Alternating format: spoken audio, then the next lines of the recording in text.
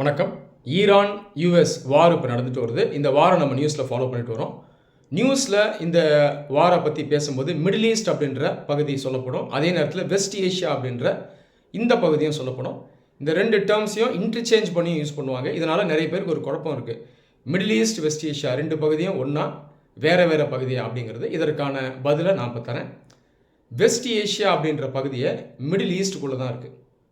இந்த middle east இருக்கு இல்லையா, இந்த பேர் ஏன் வந்துச்சுன்னா, ஒரு காலத்தில் பிரிட்டிஷ் இருக்காங்கல்ல, அவங்க ஜியோகிரபிக்கலாக பிரிட்டன்லேருந்து பார்க்கும்போது கிழக்கு திசையில் எந்தெந்த நாடுகள்லாம் இருக்குதுன்னு பார்க்குறாங்க. இதை பெட்டராக ஸ்டடி பண்ணுறதுக்கு இந்த கிழக்கு பகுதியை மூணாக பிரிக்கிறாங்க. Far east, middle east, near east.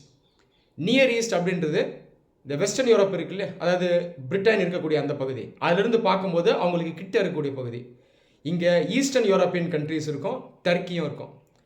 இதுக்கு ஆப்போசிட்டாக அந்த பக்கத்தில் பசிபிக் ஓஷனை ஒட்டின மாதிரி இருக்கக்கூடிய Asian countries, China, Japan, north Korea, south Korea போன்ற நாடுகள்.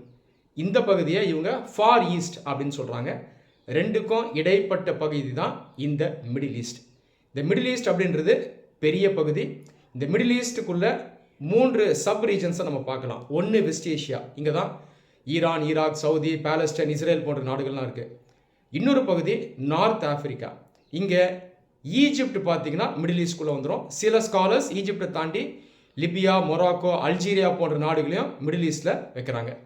அதை தாண்டி யூரோப்பில் இருக்கக்கூடிய டர்க்கியும் இந்த மிடில் ஈஸ்ட்குள்ளே இருக்குது. டர்க்கி பார்த்திங்கன்னா ஏஷியாலேயும் வரும், யூரோப்லேயும் வரும். டர்க்கியினுடைய ஒரு பகுதி மிடில் ஈஸ்ட்குள்ளேயும் இருக்குது.